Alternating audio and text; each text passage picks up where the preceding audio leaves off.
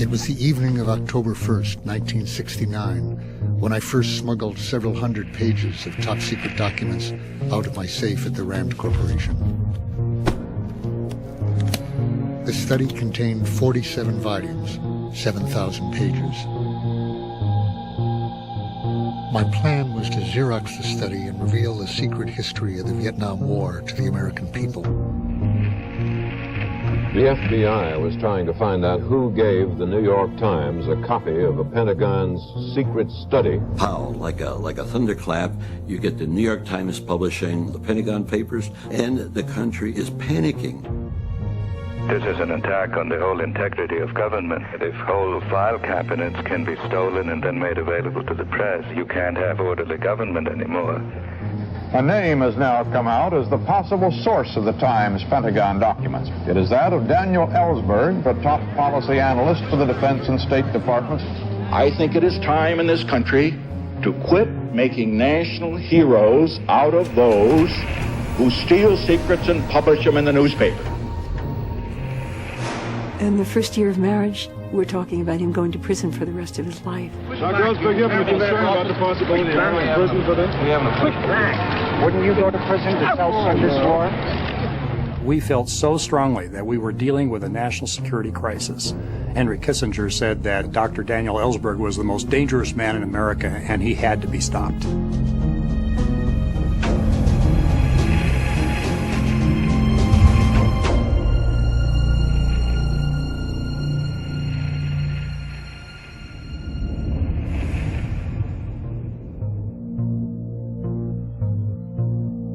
On the morning of August 4th, 1964, I began my first full-time employment in the Pentagon, working under Secretary of Defense Robert McNamara.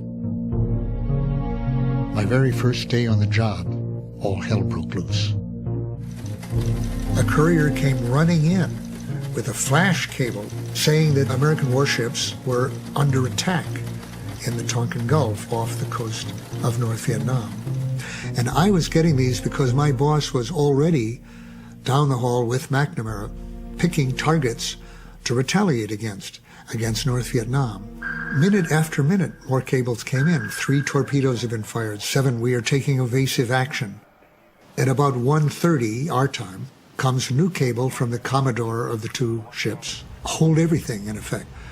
All previous reports of torpedoes are in question. Renewed hostile actions against United States ships on the high seas in the Gulf of Tonkin have today required me to order the military forces of the United States to take action in reply.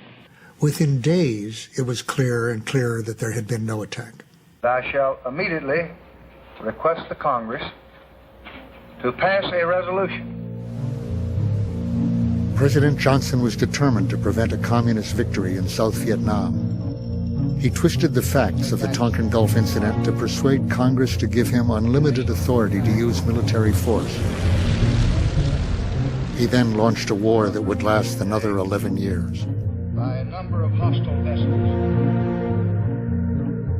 Senator Fulbright, you moved the Tonkin resolution through the Senate. Did you know anything about this? I accepted the story given to us by the President and Mr. McNamara and Mr. Rusk, and I believe General Wheeler.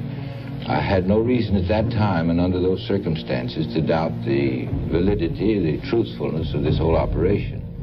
We still seek no wider war. No wider war? As I found out day by day in the Pentagon, that was our highest priority. Preparing a wider war which we expected to take place immediately after the election. It's a war that I think ought to be fought by the boys of Asia to help protect their own land. And for that reason, I haven't chosen to enlarge the war. And that was a conscious lie. We all knew that inside the government, and not one of us told the press or the public or the electorate during that election. It was a well-kept secret by thousands and thousands of people, including me. Much has been written about the war in Vietnam, but little has made us understand what it is really like. My guest today, David Halberstam. I had a radio program that was syndicated across the country. I was down in Washington, D.C. at the time doing interviews of congressmen and people in the government. And a mutual friend had offered to host a party on my behalf. And he was inviting his friends. And he said, there's one friend I'll invite, but stay away from him. He's brilliant, but dangerous. Meaning that he was quite a ladies' man, having just recently gotten divorced. He rang the doorbell, and they were those sunken lights from the ceiling, and they hit his blue eyes, and I just went, ah, like this. He was so handsome. I just thought of her at that time as above my dating class. I worked every Saturday, a full day, that's 12 hours, and every Sunday, half a day. I did think of calling her up when I had my first day off from the Pentagon, and said, I have tomorrow off, and would you like to go see the cherry blossoms? And I said, no, I'm covering the peace rally for the radio program. This is my first day off. I've been working on the war now for 70 hours a week, and you can't really ask me to spend it at an anti-war rally. We marched around the White House. I was carrying her a heavy tape recorder, and I remember thinking, I hope this is not a still photograph in the Washington Post tomorrow when I am, because it's going to be a little hard to explain. And I bumped into some friends who were liberal, radical friends. And the husband said, how can you be going out with somebody who's working on Vietnam in the Pentagon?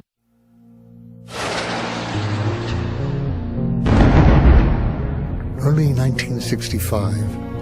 The Vietnam War was about to expand, and I was one of its planners. I had received orders from Secretary of Defense Robert McNamara to gather examples of atrocities perpetrated by the Viet Cong. The Secretary hoped such intelligence would convince President Johnson to launch a systematic bombing campaign against North Vietnam. I had voiced my personal opposition to the tactic of bombing the North. But an order from McNamara for fast action was like an order from God. I had a whole staff in Vietnam collecting data for me. I told the colonel on the other end of the hotline that it all had to be in for the president by 7 the next morning. I needed details of the atrocities by the Viet Cong anywhere in Vietnam. Above all, I wanted gory details of any injuries to Americans. I told the colonel, I need blood.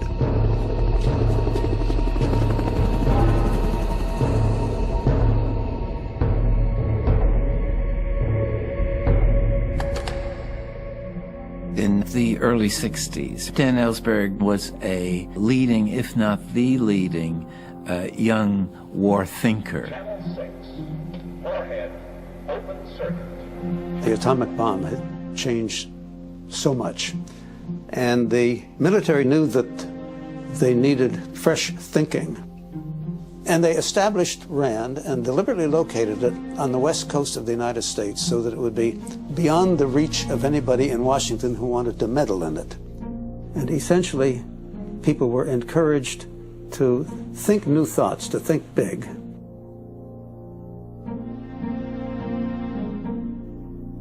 Dan really impressed people. Smart, imaginative, good at technical reasoning, good at logic. He could collect ideas from anywhere. He could read short stories and get ideas. My work at Harvard was on decision-making under uncertainty. At the Rand Corporation, I've been studying the highest stakes hypothetical gamble in human history, whether or not to launch nuclear missiles on the basis of ambiguous warning. He was focused on the question, if you had to go to war, how to do it in the least dangerous way. Who would make the decisions? How would the decisions get communicated? And what were the options available to the president?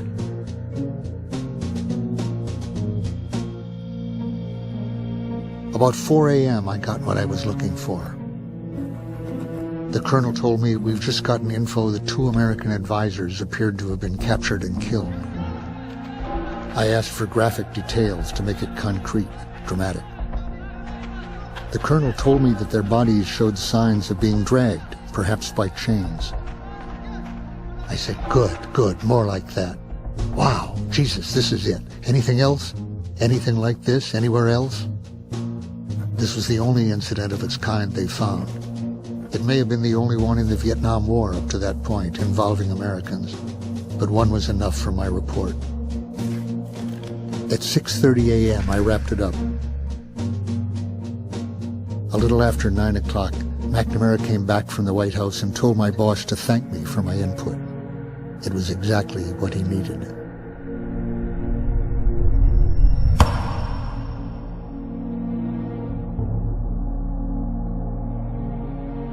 That's, in fact, the most shameful episode I can think of, that I really did at a critical moment help McNamara persuade the president by information I gave him that he should start a systematic campaign of bombing, to which I was totally opposed. Dan Ellsberg felt everything with great intensity, but nothing more so than this notion he had of his own culpability for everything he had done in the early years of the war. He had an important role in what became the most ridiculously disproportional bombing campaign in the history of the world.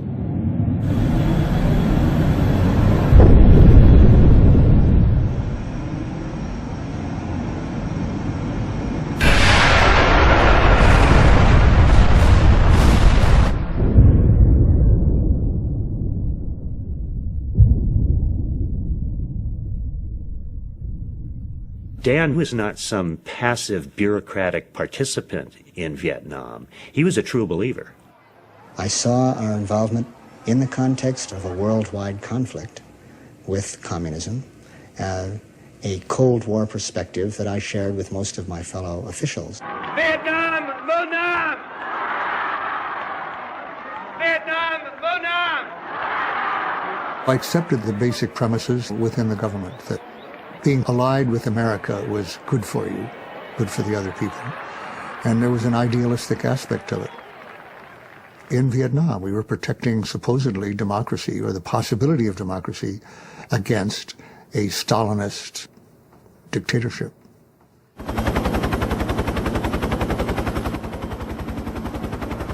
I didn't want to watch the war, which we were now committed, back in Washington. I wanted to be there. I'd learned in the Marine Corps that to know what's happening, you have to be up at the front line.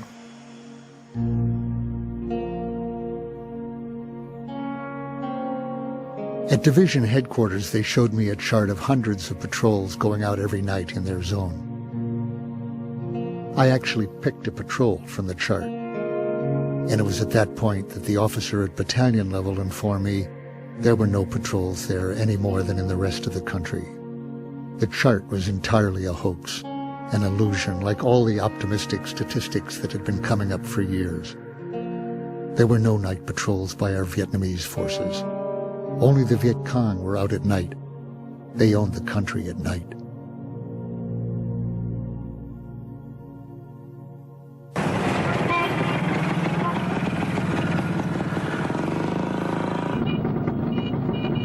We were very much in love. I joined Dan in Vietnam, and on that trip he asked me to marry him.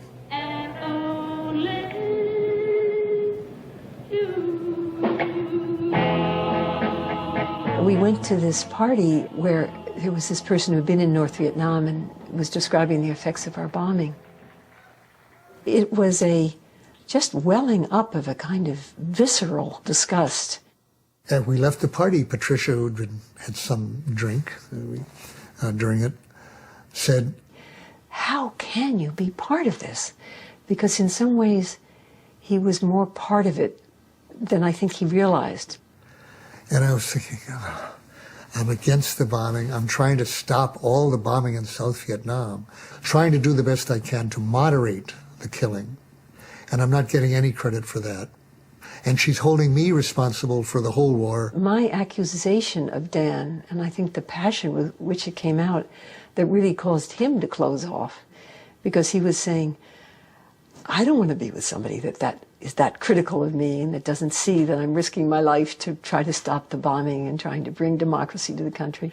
But he was still buying into the whole zeitgeist of that war. The men that were his colleagues, who tended to be people in the State Department, were actually loving the whole scene of the danger, the risk, the adventure, almost like being in a John Wayne movie or something like that. I think a lot of people want to join the Marines to see if they're up to it. Never been able to throw a hard ball, couldn't play with guns. I wanted to be a soldier, so the Marines were the chance to do that. I think I was the only first lieutenant in the 2nd Marine Division to have a rifle company. And I loved being a company commander, having the responsibility for 211 men, being totally in charge of their welfare and their training. That was the happiest period of my life, professionally, looking back on. Still is.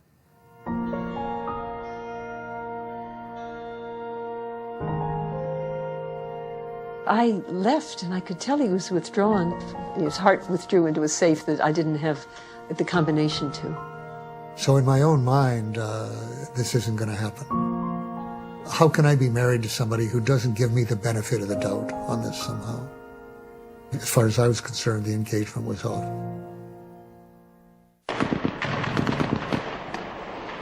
I first met Ellsberg in the paddy fields of the northern Mekong Delta in mid-1966. He had a Smyser submachine gun in his hand. He was dressed in fatigues, and he was attempting to lead an American infantry company on an attack on a sniper position in a hamlet. Dan Ellsberg then was very hawkish and very eager.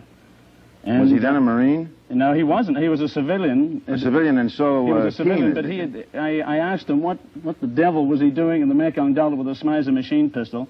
He said he had gone there to look at how the war was going. He felt it wasn't going very well, and he wanted to see it go better.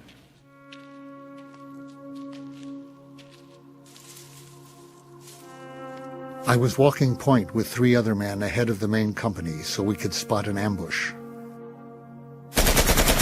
We heard firing from behind us. Looking back, I saw 2 Viet Cong in ragged shorts firing AK-47s.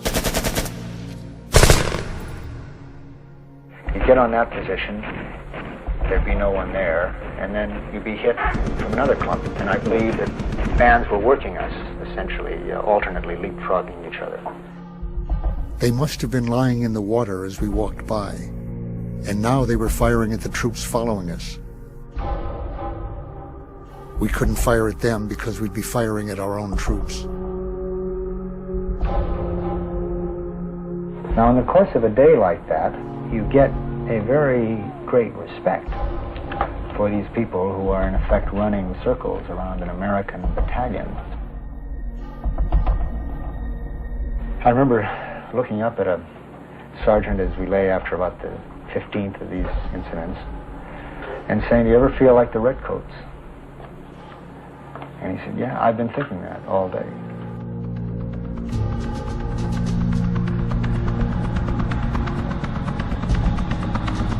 I was beginning to realize we couldn't beat this enemy in their own backyard. We were not going to win. These guys were not going to give up.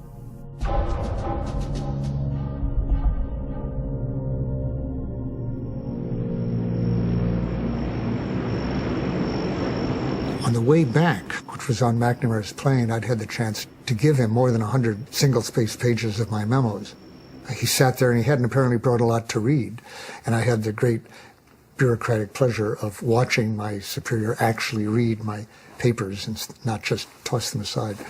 So he knew what I was thinking very much about the stalemate in Vietnam and the fact that things weren't improving. Toward the end of the flight, he called me to the rear of the plane. "Dan, I'm having an argument here. He says that things are improving, that we're making progress. And I say things are worse than they were a year ago. You're the one who knows. What do you say the answer is?"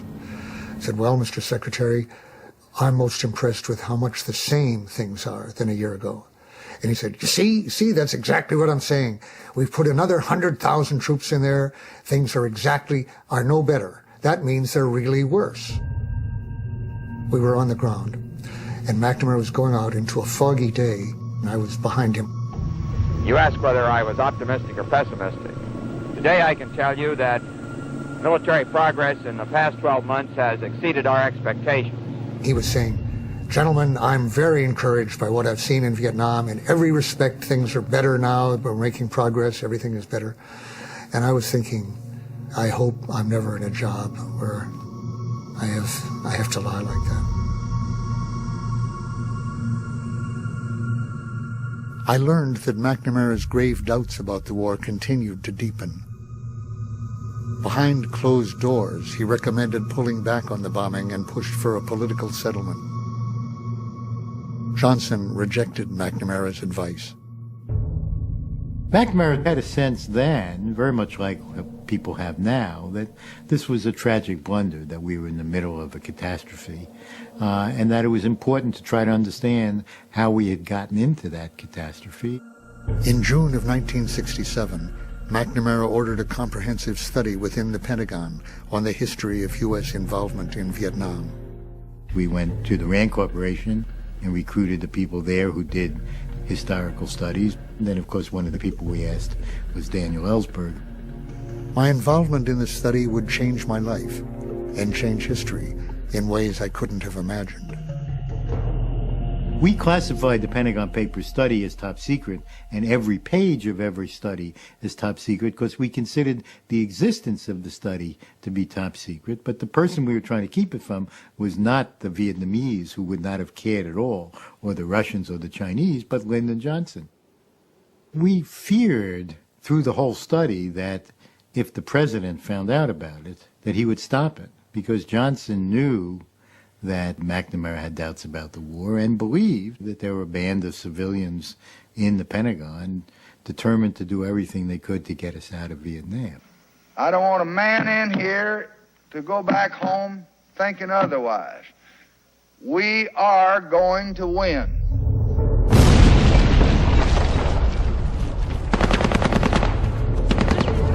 But Johnson's optimism was about to shatter. On Vietnam's New Year, 1968, a massive surprise attack caught U.S. troops completely off guard. For the first time, the war reached into Vietnam's cities and towns, including Saigon. The Tet Offensive was a devastating blow to U.S. morale, and the American public began to lose faith in the war. With a bold series of raids during the last 3 days, the enemy in Vietnam has demolished the myth that Allied military strength controls that country. The communists hit the very heart of Saigon, the capital. When Johnson's top general asked for more troops, the request was leaked to the New York Times. The story caused a tremendous uproar in Congress. I would feel that our people were badly misguided and did not understand the consequences of such a disaster. Well, we agree on one thing, that they can be badly misguided, and you and the president, in my judgment, have been misguiding them for a long time in this war. I realize now that my previous attitude had been simply mistaken, that I wasn't discharging my responsibilities to the country, to the Constitution, to the public, or to the troops, by keeping those secrets which had led to the escalation of the war, that had been wrong. But the question was, what would make a difference? I met with reporter Neil Sheehan at the New York Times and leaked information about a secret CIA report on enemy troop strength. The story made the front page. It was the first time I had gone outside official channels to affect the conduct of the war.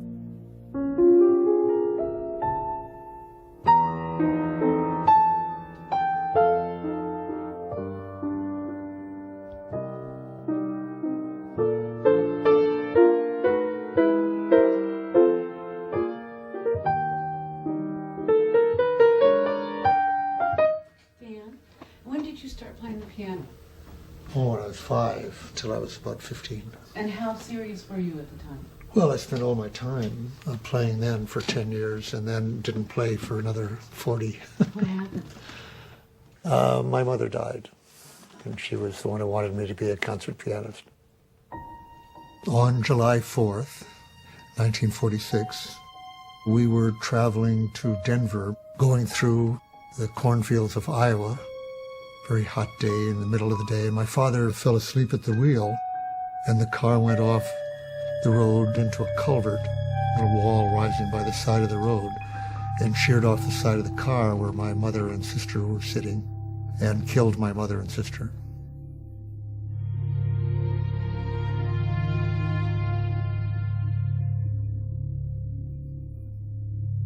I was on the other side behind the driver, so I got a concussion and a broken knee, and I was in a coma for 36 hours, and then in the hospital for about 3.5 months.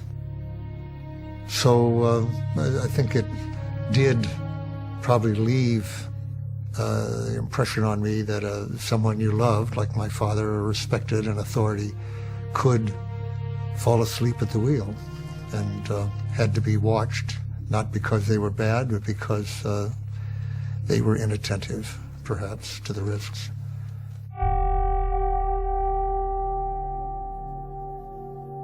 "11 months earlier, when I was 14, Hiroshima had been destroyed and Nagasaki. I was very concerned about this turn of human events. I thought it was very ominous. What I saw as a moral, extremely questionable act by our president, whom I admired, Harry Truman. It got confounded in my mind with my father's failure to stay alert and allowing the car to kill my mother and sister. I shall not seek, and I will not accept the nomination of my party for another term as your president. Never has so much power been used so ineffectively as in Vietnam. Support for the war was plummeting after Tet, and Johnson withdrew from the 1968 presidential race. I pledge to you, we shall have an honorable end to the war in Vietnam. Richard Nixon won the election, promising peace with honor.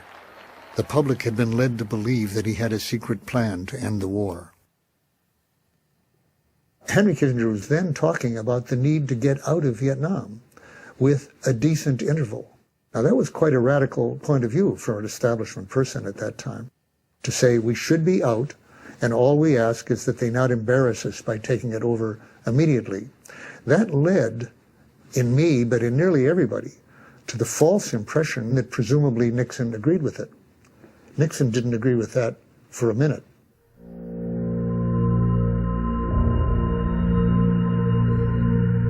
I had given a set of options to Kissinger. I drafted at Rand 6 or 7 alternative approaches in Vietnam to consider at his first National Security Council meeting with Nixon.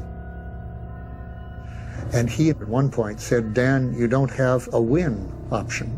And I said, "Well, I don't think there is a win option." I said, "You could double the number of troops and that would keep things quieter, but until they left. You could use nuclear weapons and kill all the people. I wouldn't call that a win. So there just, as far as I see, is no way to win." I took that opportunity to tell him something that I'd long thought of telling somebody who was about to enter the world of really high secrecy. And I said, "Henry, you're about to get a lot of clearances higher than top secret that you did not know existed. That's going to have a sequence of effects on you. First, a great exhilaration that you're getting all this amazing information that you didn't know even existed. And the next phase is you'll feel like a fool for not having known of any of this. But that won't last long. Very soon, you'll come to think that everyone else is foolish. What would this expert be telling me if he knew what I knew?" So in the end, you stop listening to them.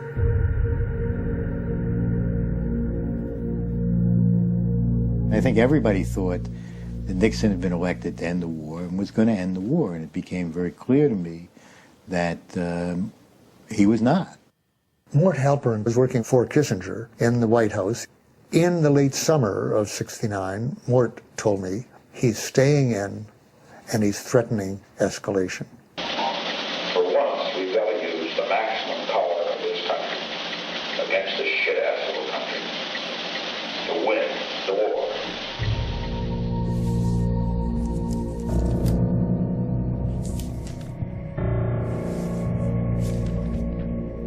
In August of 1969, I read the earliest parts of the McNamara study for the first time. Seeing the war from its beginning affected me more than I thought possible. It changed my whole sense of the legitimacy of the war. What I learned was that it was an American war from the start. President Truman financed the French to retake its former colony, even though he knew the French were fighting a national movement that had the support of the people. The cost of defending freedom, of defending America, must be paid in many forms and in many places. Eisenhower supported a brutal dictator in canceling elections called for by the 1954 Geneva Accords.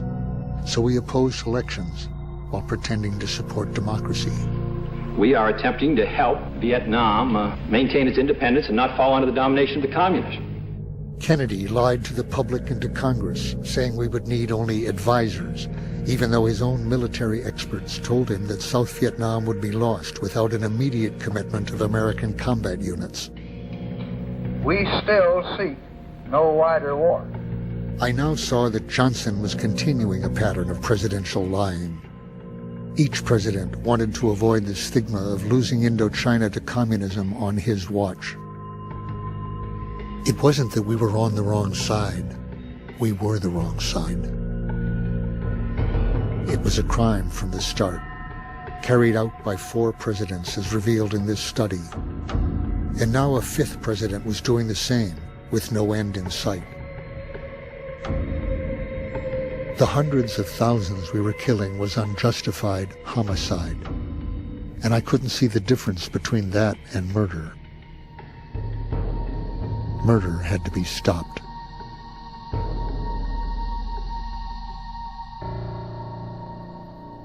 Henry, you don't have any idea. The only place where you and I disagree the first time is regarding the bombing. You're just out there concerned about the space, and I don't give a damn.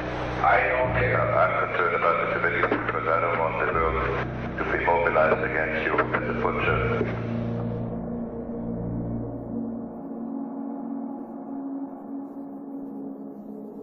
He came from an enormously powerful war bureaucratic machine. And so his thinking came from the entrails of that machine. He had begun to question his own past activities. You know, what did I do? Where was I going? What is the meaning of that picture with the rifle in my hand? I went to a conference to meet people who were using nonviolent resistance in their lives. A friend of mine told me that he had been a Trotskyist, a labor organizer. And I thought, how does one come to be a Trotskyist? He said, oh, it's like anything else. I met a girl. And it is the way it is. So I met a girl from India who had been a Gandhian. I heard her saying to someone else at some point, I come from a culture in which we have no concept of enemy. And it seemed to me you could no more do without the concept of enemy than without the concept of zero in arithmetic. I read into his questioning a real wanting to know, and a real wanting to know because he had seen certain things that he didn't like and that he didn't want to have continued in the world. And so that was the kind of link, I think, with what we were all trying to do. I found myself handing out leaflets in this long vigil line, and at first I simply felt ridiculous. I felt that you could see the words on my forehead practically, what am I doing here? And what is this about? I knew that if any of my colleagues that ran to the Pentagon were somehow to catch word of my doing this, they would think I had gone mad. Those that impressed me on the importance of being willing to pay a cost yourself were some young men who were going to prison by refusing to cooperate with the draft. One young man, Randy Keeler, was giving a talk. Within that crowd of people, I was introduced to this fellow from a background that didn't quite fit with the others, and that was Dan. And he talked very personally about what had led him to leave Stanford and join the War Resisters League office. If you can imagine a 25-year-old about to go to trial, having been indicted on 5 counts, each one of which had a maximum sentence of 5 years. And as he was telling this, he said, yesterday our friend Bob went to jail. And his voice broke a little at this. And then he said, a week ago, David Harris, the husband of Joan Baez, went to prison. And he said, and I'm really happy that I'll be joining them. But I'm not worried because I know that the rest of you will be carrying on. So by this time, everybody was standing and just clapping and crying. And I was crying. And I left the auditorium and I found a men's room that was deserted, sat on the tile floor just sobbing, hysterically crying, for just sobbing for a long time, for over an hour.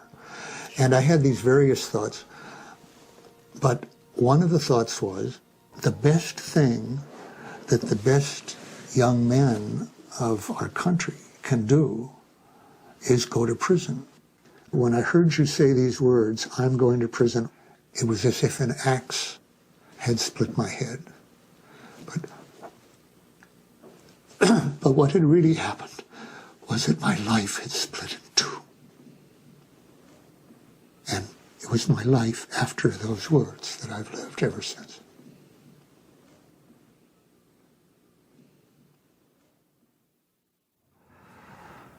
And eventually, I got up and washed my face, and then I think I cried some more, and then I thought, okay, now what can I do to help end this war now that I'm ready to go to prison?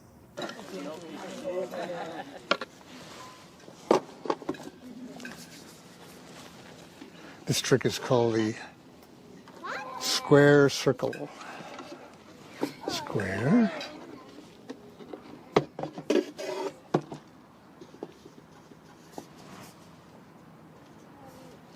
One of the things that stood out about Dan was how severe Dan's judgments were about himself.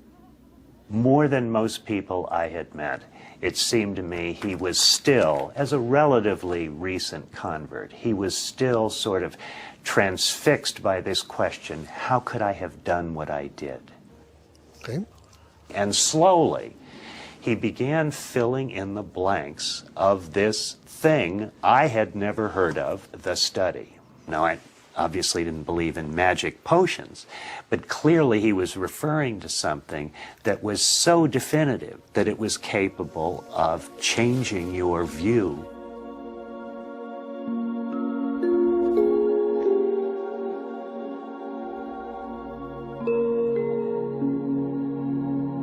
Dan was headed toward walking through the door of being a radical, but he would always take he would always go halfway. Back at the Rand Corporation, he sought me out. He said he wanted me to brief him on intelligence in Vietnam, U.S. military intelligence.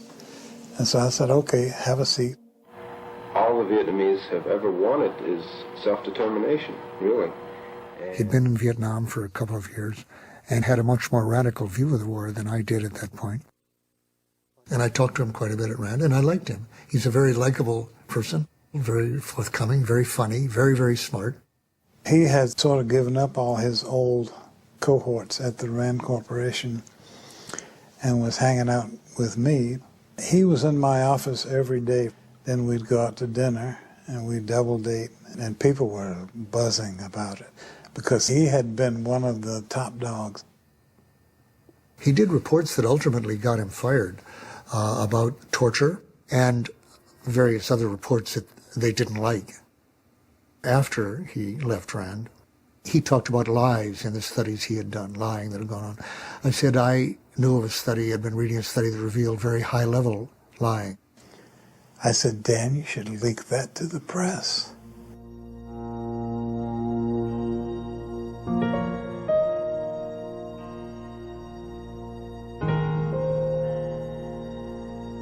Keeping silent in public about what I had read and heard made me an accomplice. It was not only they who had kept all these decisions quiet, hidden from the American public. I had kept them quiet. My motives, to be sure, were initially those of an observer, a Rand social scientist interested in understanding the internal processes of government. But my role was one of a participant, even when I acted as an internal critic. Having expressed my objections, I stayed in place, observed, took part. In short, I did the jobs assigned to me.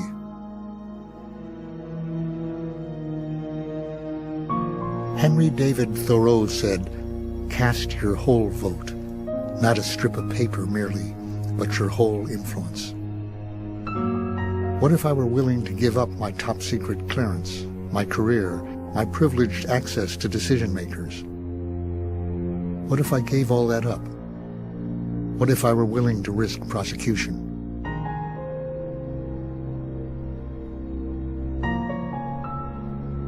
And I thought, all right, I have in my safe thousands of pages of documents that give the lie to this pattern of deception. I'm not going to be part of this system of lying anymore. So I went and saw Tony, and I said to him, you know, that study I mentioned, I have it, and I'm ready to put it out. I'm going to put it out now. Can you help me? Can you find a Xerox machine? I said, I've got the very place.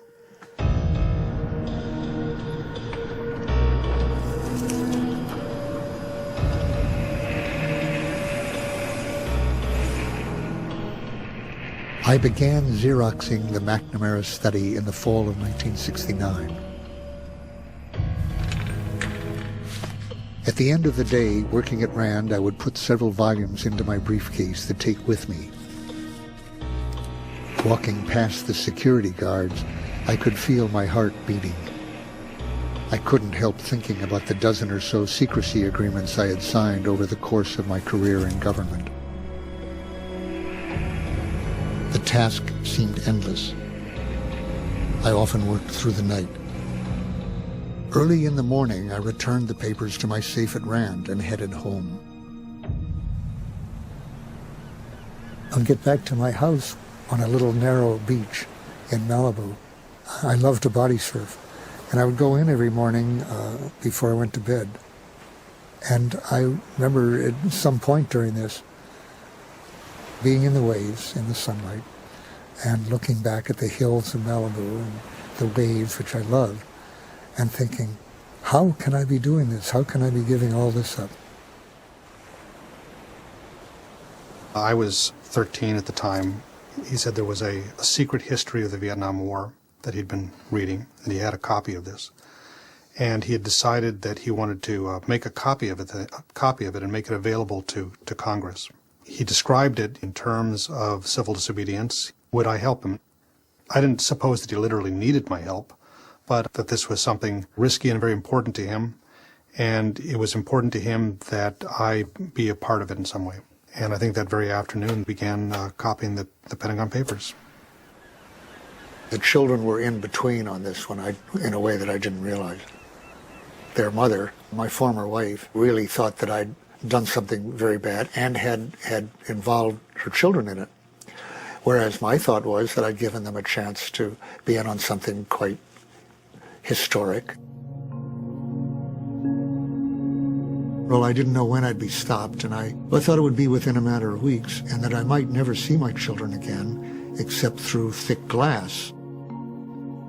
I wanted my son, who was 13, to see that I was doing this because I thought it was the right thing to do and doing it in a straightforward manner, that I hadn't gone crazy.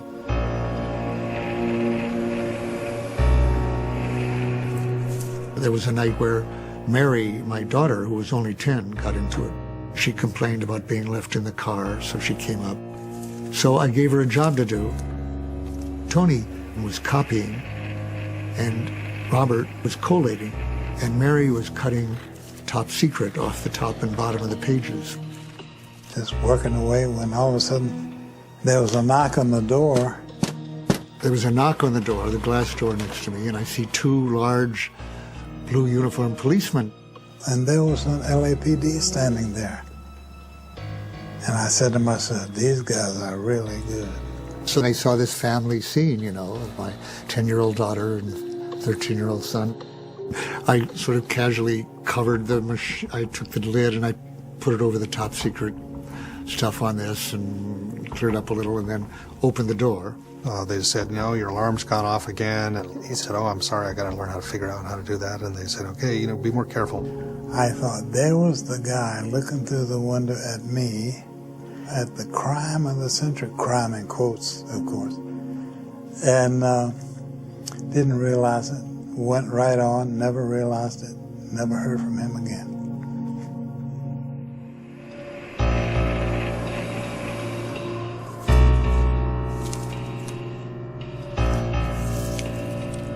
The study was 47 volumes, 7,000 pages. It would take me months of Xeroxing.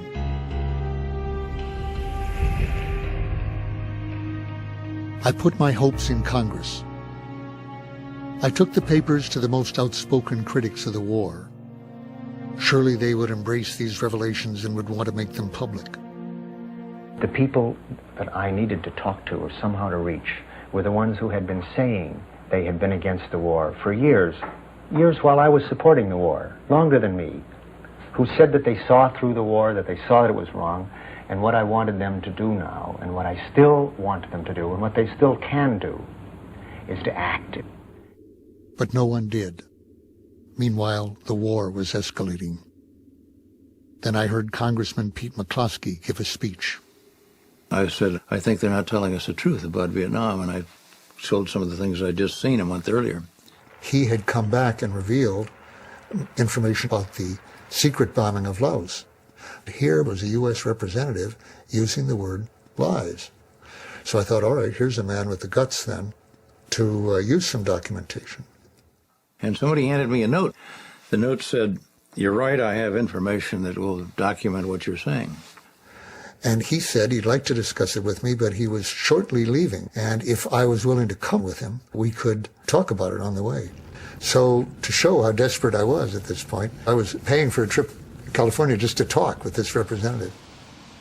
And he had a passion about him, an intensity, I guess is the best way I'd describe him. He didn't smile much. He was deadly serious, wanting me to understand these documents.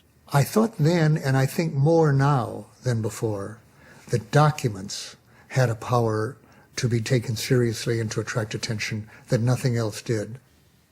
I think all of us, knowing that they were top secret, were not sure what our rights were with respect to top secret documents. But those papers were a revelation. And I testified in front of the Fulbright Committee. Afterwards, I went up to him and I said, Senator, I've got a set of papers here that if they were known to the public would cause public opinion to turn against the war. Well, he said, yeah, I got a set too. There obviously was a kind of culture of timidity in Congress, deference to the executive branch, and a fear of being called unpatriotic, a fear of being accused of revealing military secrets and so on. And this culture was so strong that even senators and congressmen who were against the war didn't want to do anything with the papers that Dan Ellsberg offered them.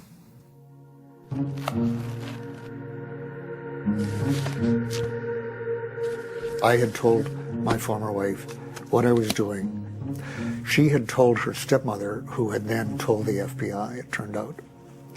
And the FBI then came to Harry Rowan. As president of RAND, He had been involved in getting me access to the Pentagon Papers. His impression at the time was that I had not broken any law if I had given it to the Senate, that they had a right to see it. But I expected the FBI to come down on me very shortly after that.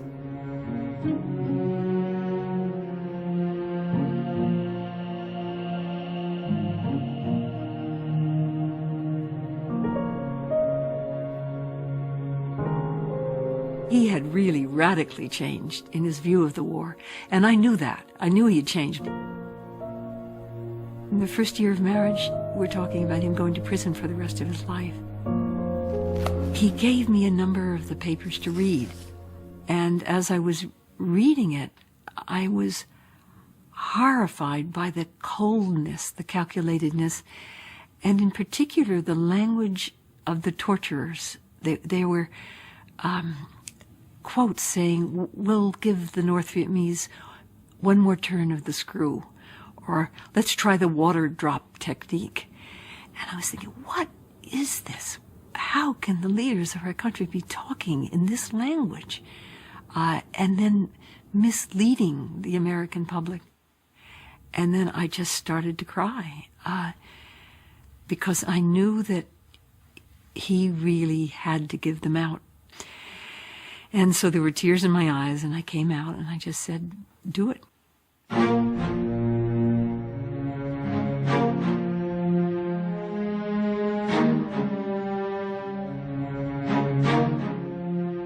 I walked into this hotel room when he and I holed up, and Neil says, "Rick, look at what we've got." And I mean, it was just staggering.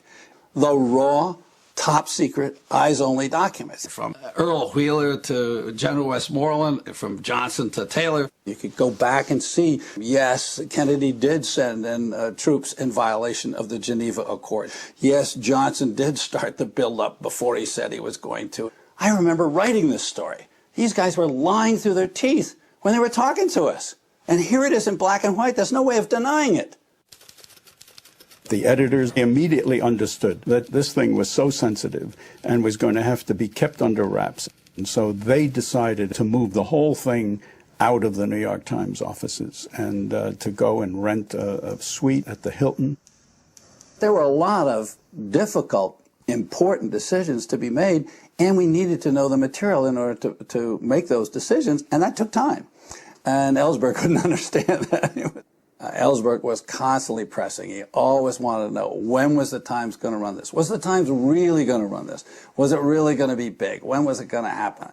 As a source, I sort of thought of myself as being on the team somehow, you know, and that we were at a joint First Amendment informing the public kind of mission and, you know, working together. They clearly didn't think of me in that way. Once somebody gave us material, it was our job to determine what to do with it, how to play it, what to use, whether or not to use it.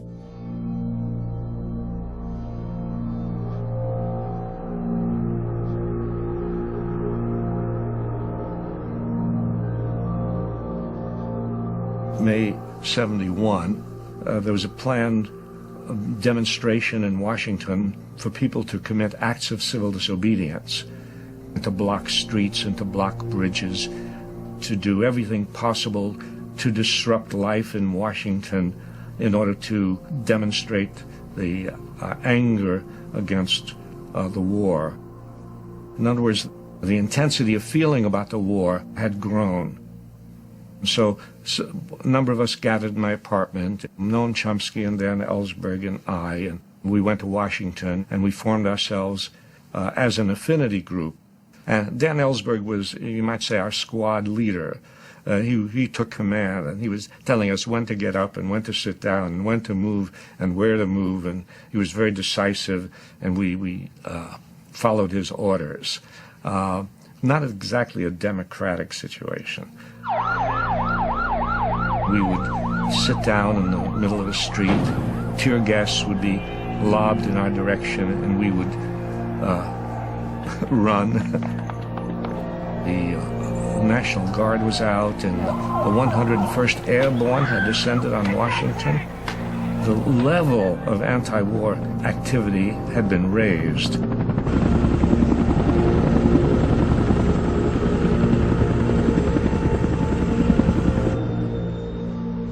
Should we do it? Shouldn't we do it? And Neil and I, after we got a feel for what was in there, argued that we could go ahead, that this would not jeopardize national security, and indeed it was a public service. All I knew was they had a bunch of classified papers. And the question for me as a lawyer is, can you publish classified papers?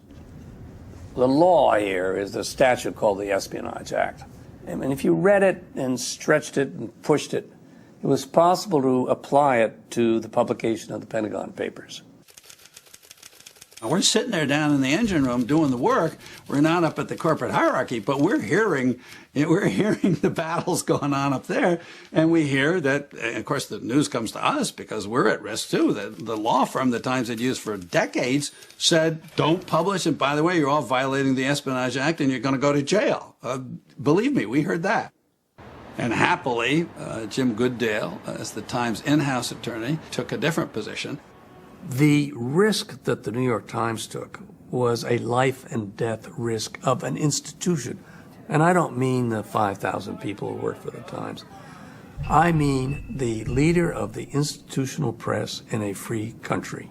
Lurking in the backs of our minds was the fact that we would never survive just suppressing this material, that sooner or later it would be known that we had it and that we had flinched and that we had not published it and that would have been such a disgrace.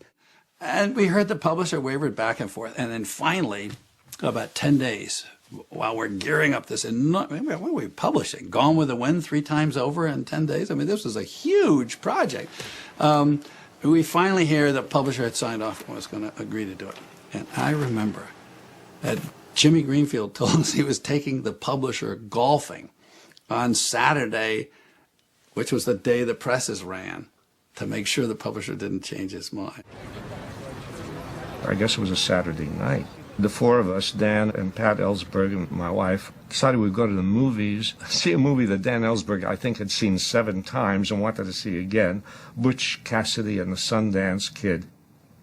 I could see that Dan was agitated in some way, and I asked him what was going on, and he said he had called a friend on the New York Times, and this friend of his said, well, I can't talk to you now. The Times building is encircled by armed guards, and the printing presses are rolling, and we are printing tomorrow a top-secret government document.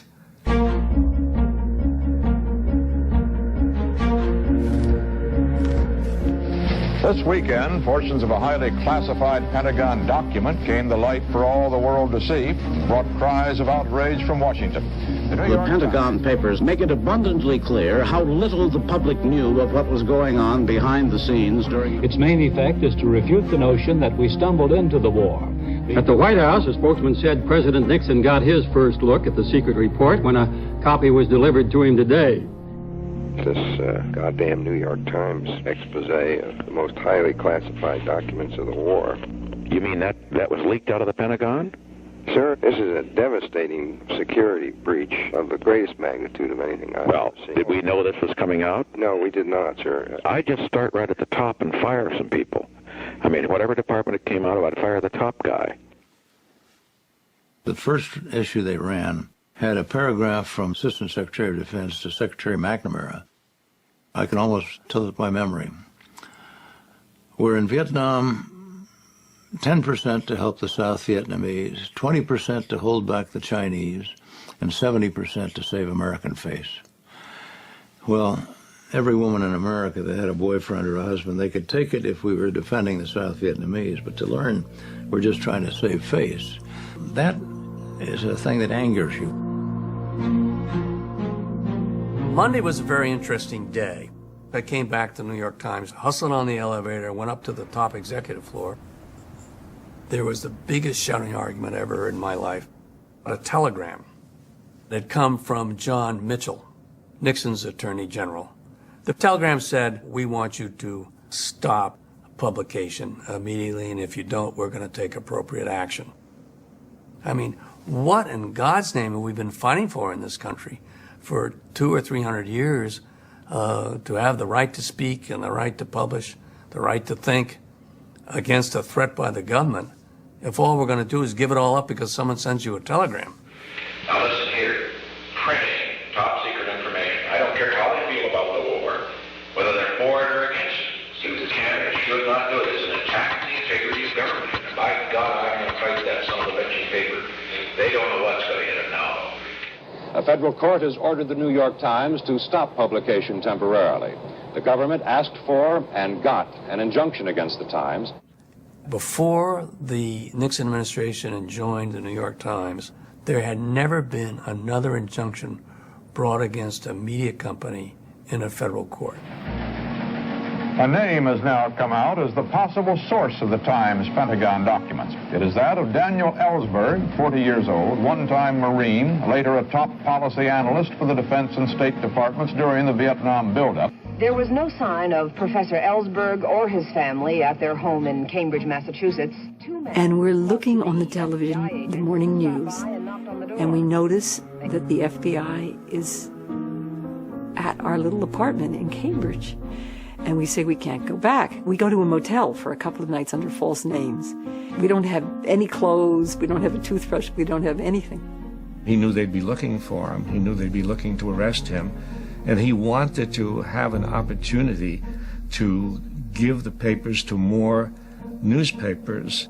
I came out of a 3 o'clock meeting the day after the Times had been enjoined, and my deputy said, maybe you better look at this.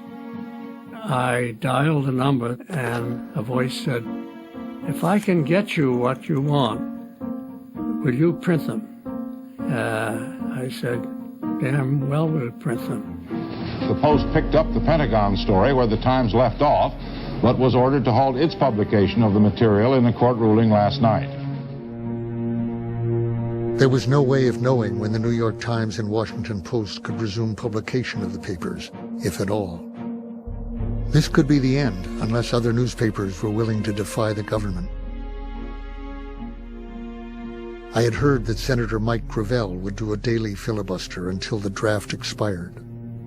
Well, I'm just chugging along with my filibuster, and I get a phone call, and I don't know who it is. He says immediately, is this Senator Gravel? I said, yes, it is. He says, would you read the Pentagon Papers as part of your filibuster? I said, yes. Now, please hang up. As I put it to him over the phone, if you're really going to do a filibuster, I can give you material that'll keep you busy reading until Christmas. The person who physically gave me the papers was Ben Begdickian. He was the editor at the Washington Post. He's a junior senator, and he's from Alaska, and that doesn't carry much weight. So he was, I think, chair of the Building and Grounds Committee. So we meet. And I want to be a little secretive, so we're meeting outside the Senate chambers in the columns next to the Capitol. Lo and behold, Bob Dole comes out. And Dole sees me, and he has something to say to me, so he comes over. So Ben slips behind the column, and I try to dismiss Dole real quick. And then I go back to Ben. He's going to get the papers to me in some faraway, dark corner of maybe Rock Creek Park. I always said, Ben, that's not the way we're going to do it. At midnight, under the marquee of the Mayflower Hotel, you will park your car there. I will come up next with my car. I'll get out, you open the trunk of your car, and I'll open the trunk of my car. I drive down in my Carmen Kia, and he's got a couple of aides there, and I said, this is heavy, you may want your aides to carry it. He said, no, I have immunity and they don't. We transfer the papers to me just like that, in seconds, and I speed away. While I was still underground, I was contacted by the most trusted man in America. Good evening. Daniel Ellsberg, a former State Department and Pentagon planner, and of late something of a phantom figure, agreed today to be interviewed at a secret location. I asked him what he considers the most important revelations to date from the Pentagon documents. I think the lesson is that the people of this country can't afford to let the president run the country by himself, without the help of the Congress, without the help of the public. Dan does this interview, which comes out on CBS, nationwide television, as the biggest FBI manhunt since the Lindbergh kidnapping is going on looking for us. But we still hadn't given out enough of the papers. Today, another lid broke loose. The Boston Globe began its series based on presumably classified government documents. The Chicago Sun-Times entered the drama today by running a story which says that the Kennedy administration... Today, the 11 night newspapers and the Los Angeles Times joined the procession. The ball game was over. Any effort at suppressing the Pentagon Papers was going to fail. Dan and his network had distributed portions of the Pentagon Papers to 17 different organizations. They couldn't stop them. As one of the lawyers said, it was like herding bees. The press said, we can look at this, we can make a valid judgment about what serves national security, and we can be and will be independent from our government. And that was a declaration of independence, and it really changed the relationship between the government and the media ever since. The Pentagon Papers story was on the nightly news, the first 7 or 8 minutes of the nightly news every night for 2 weeks. So that gave it as much public attention as I could possibly ask for. We were underground, so we were able to watch the news day and night. And this thing was unfolding in the most dramatic way. Alaska's 41-year-old Democratic Senator Mike Gravel held a mock meeting of his subcommittee on buildings and grounds with only himself present and began reading aloud the 7,000-page Pentagon secret report in public. The papers prove that for 20 years, we have been victims of our Southeast Asia policy. I was frightened to death over releasing the Pentagon Papers. I had no idea whether I was going to prison. All I could think of was my country is killing people, we're maiming Americans, and this is terrible. And so I was overcome with emotion, not patriotism, just emotion of something you love dearly that has gone astray. He continued until exhaustion and emotion overcame him after 1 o'clock this morning. I collected myself, and I asked, now keep in mind, I'm the only one on the committee. I asked unanimous consent to put all of these papers into the record, and I've got the gavel, and I slam it, and I say, hearing no objection, so ordered, that's it. Papers are out. They're in the Senate record. Can you stop? Slow down. Even if the FBI had wanted to arrest him outside the courthouse this morning, they probably couldn't have done it. Ellsberg was walled off by newsmen and supporters as he admitted that he was indeed the man who brought the Pentagon Papers to the press and congressional leaders. I did this clearly at my own jeopardy, and I am prepared to answer to all the consequences of these decisions. Dr. Ellsberg, you have any concern about the possibility of going to prison for this? We haven't clicked back. Wouldn't you go to prison to self-fund this war?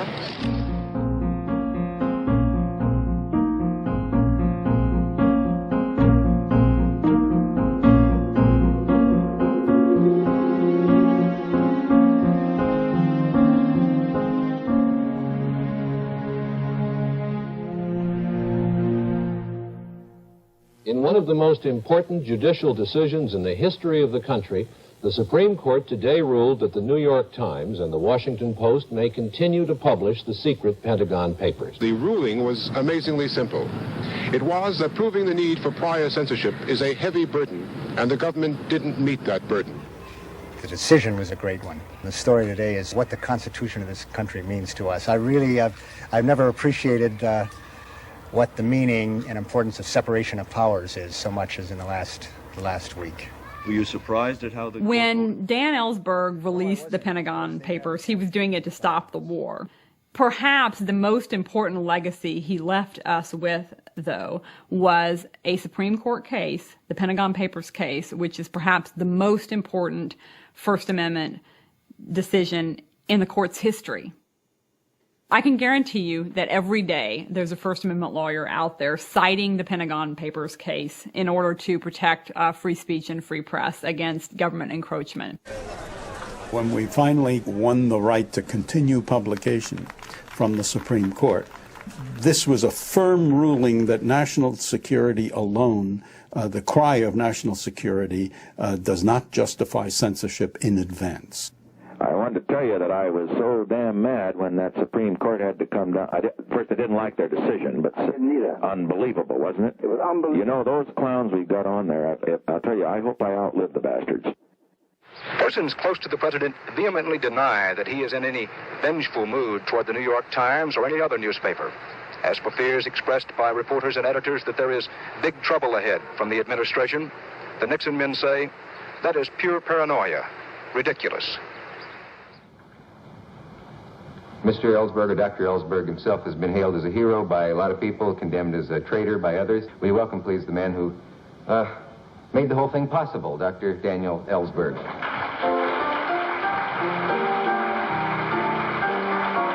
I think that the drama that surrounded the release of the papers, which centered on the personality and experience of Dan Ellsberg himself, gave the papers a prominence that they probably wouldn't have had a grayer personality been associated with this release.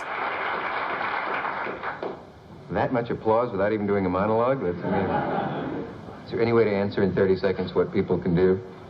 I think one thing that people will conclude when they read it is that they have not asked enough. They have not expected enough or demanded enough in the way of boldness, in the way of responsibility from their public servants. Make that known, and I think that our Constitution will continue to function better than it has been in the past.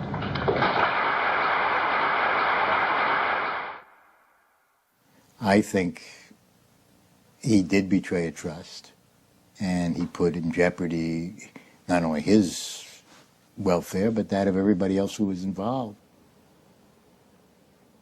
There was no question in my mind that my best friend, really, Harry Rowan, would be definitely associated with what I'd done.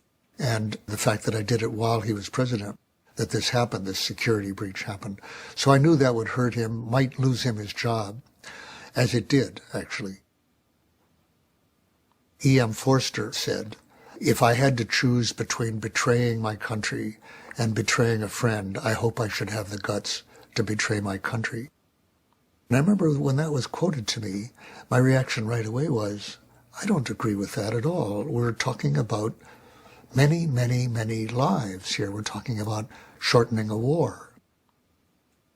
Not long after the release of the Pentagon Papers, I was at a conference at UCLA. There were at least a dozen people from Rand at that conference, and not one of them would shake hands with Dan. Not one would sit near him.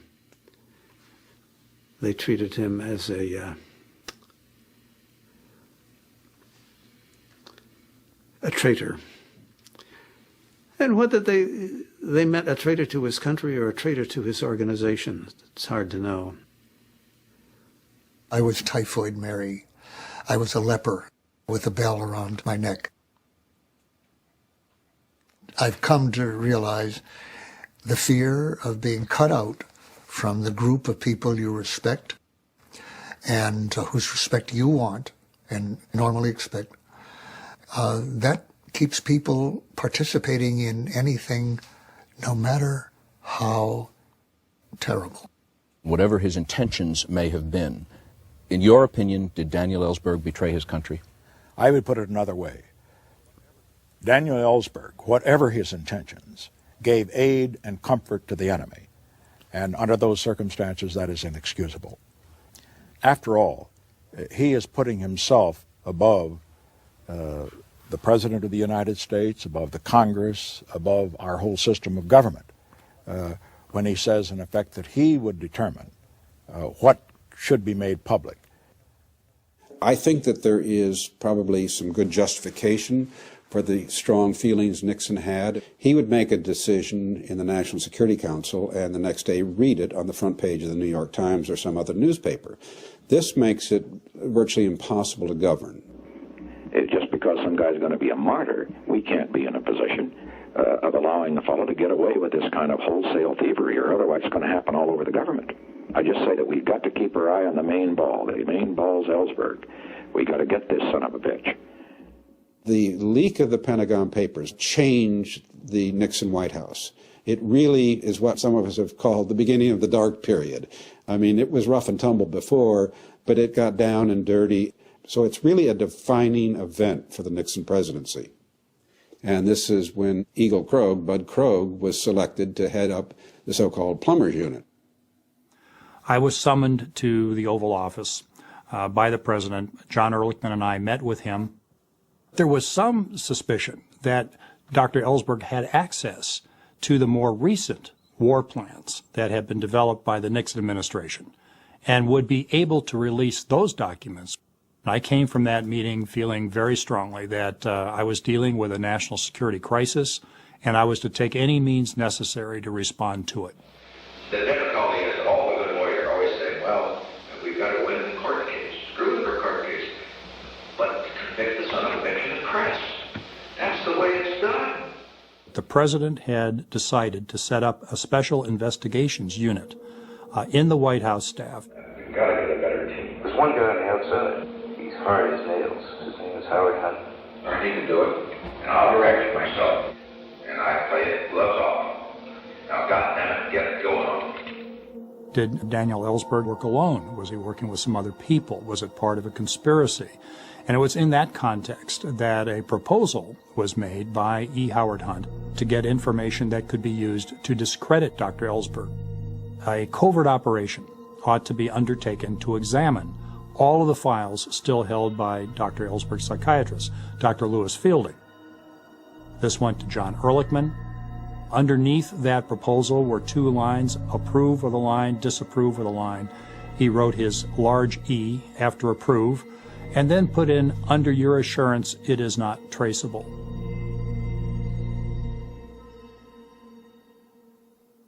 The FBI came one day and said, I'm afraid we have a subpoena here for you to testify today at the grand jury. My father was very upset.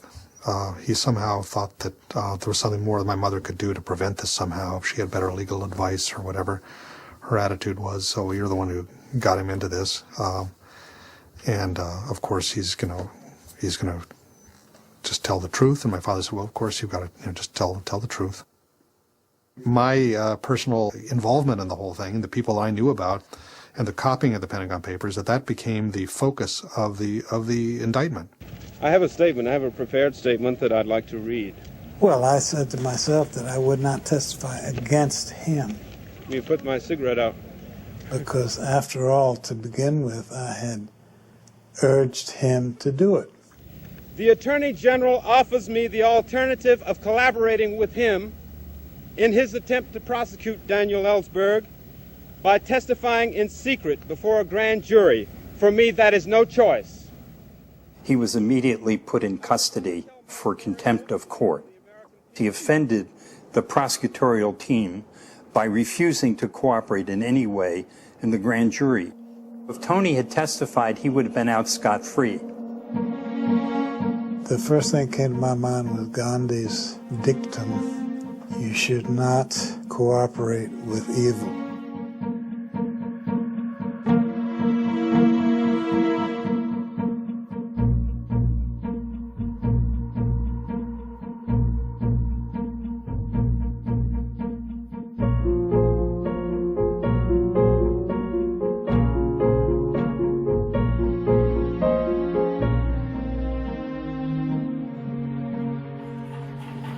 The Pentagon Papers drama changed abruptly into the Pentagon Papers media freakout and cameraman's farce as the documents arrived at the Senate. I think Dan was disappointed in that he may have expected too much from the publication of the papers. He may have expected that the publication of the papers would create a greater sensation than it did. Of course, it created a sensation. Where is Mr. Ellsberg? I hope he's in the jail. But I think he was disappointed in the fact that the substance of the papers, the content of the papers, did not seem to be absorbed by the public. I gave up my job, my career, my clearance, and I staked my freedom on a gamble. If the American people knew the truth about how they had been lied to, about the myths that had led them to endorse this butchery for 25 years, that they would choose against it. And the risk that you take when you do that is that you'll learn something ultimately about your fellow citizens that you won't like to hear. And that is that they hear it, they learn from it, they understand it, and they proceed to ignore it.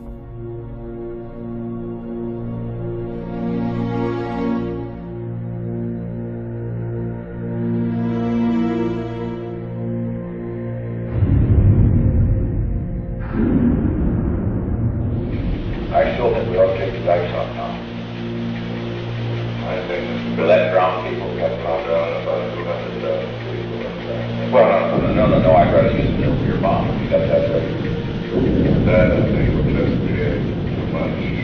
A nuclear bomb? No problem. I just want you to think big, Henry, for Christ's sake.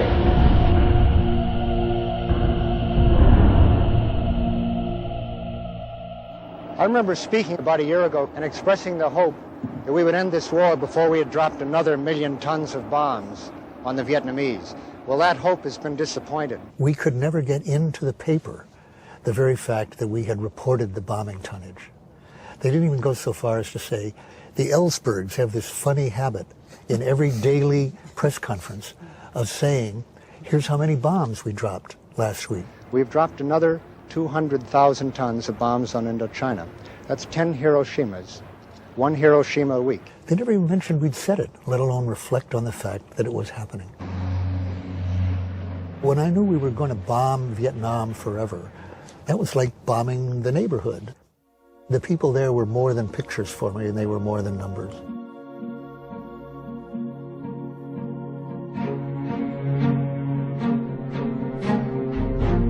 When we went to select our jury, we brought in an expert, actually a psychiatrist.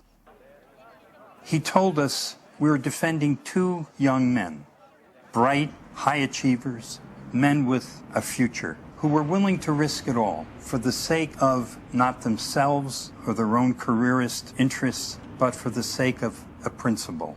And the psychiatrist said to us, you don't want on this jury men of middle age, because these are people who in the course of their lives might possibly have sacrificed principle for the sake of career, for the sake of family, and they lived with that compromise, and they will have a lot of disdain, even contempt, for 2 men who did it for the sake of principle and took the risk. In Los Angeles today, Daniel Ellsberg returned to the witness stand in the Pentagon Papers case, and for the first time, the chief defendant spelled out how he changed from hawk to dove on the Vietnam War. When I was on the stand for 4.5 days, I actually recalled this particular incident in 1966 when I came on a burning village. That it was burning because our Vietnamese troops had fired on it, and in the course of that I saw some kids picking through the embers of their huts for a little plastic doll. That was extremely anguishing for me to see this sad appearance. This is what the war meant to them, really, the destruction of their homes and their lives.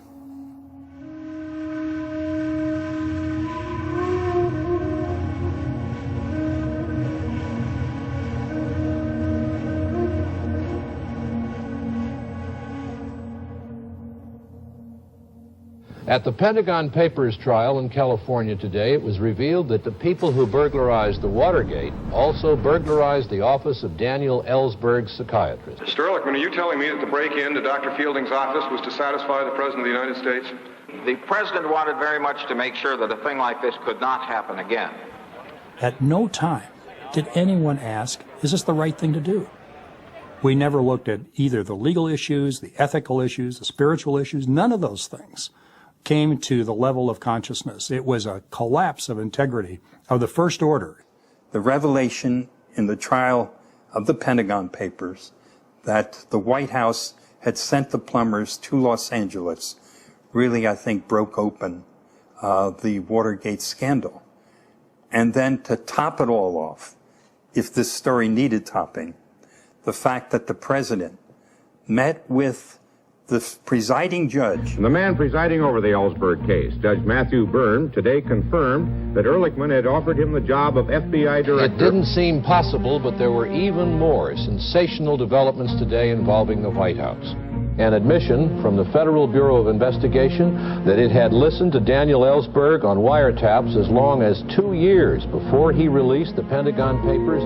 Good evening. A federal judge in Los Angeles today declared a mistrial in the Pentagon Papers case. He dismissed all the charges against Daniel Ellsberg and Anthony Russo.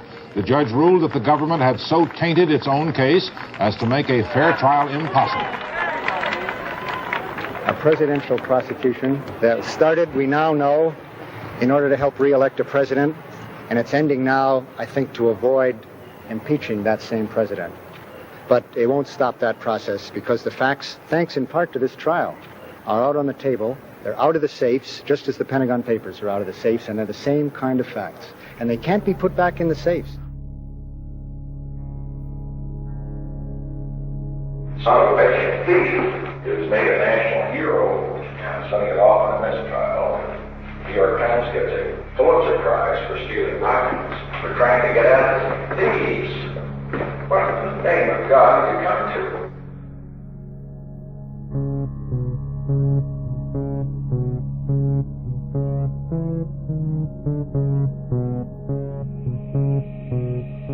Because of what Dan did, and the overreaction of an imperial president, if you will, to what had happened, it changed history.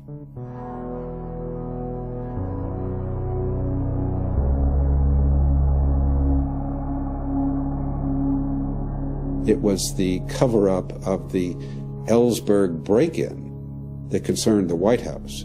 And the seeds of all of Watergate occur in the Pentagon Papers.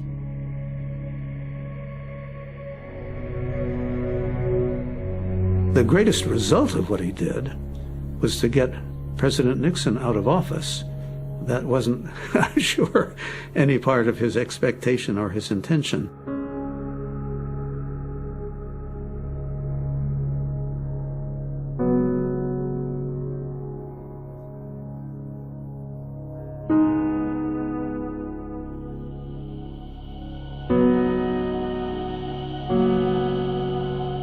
What has remained significant about the release of the Pentagon Papers is the decision by a public official to give priority to conscience as compared to career. The fact is that secrets can be held by men in the government whose careers have been spent learning how to keep their mouths shut. I was one of those. If you have somebody who starts with such a background within government and who understands what Dan understands about how it works from the inside, and who then continues to speak out, constantly trying to unmask the lies and reveal the truth so that people can make honest, clear decisions about their own lives and about the life of our nation, the life of the world. He is the preeminent whistleblower in the very best and broadest and deepest sense. We as a people do have that power, the power to change ourselves and history. We are here today. I think the resonance that I feel with Dan is that he is trying always to do what he thinks is the highest right under the circumstances, regardless of the consequences. I was not able to do that for when I worked in the government. I was too tied into the group I was working for. But Dan does that all the time. It's an amazing life, the way he has lived it over the last 30 years since all of those things occurred.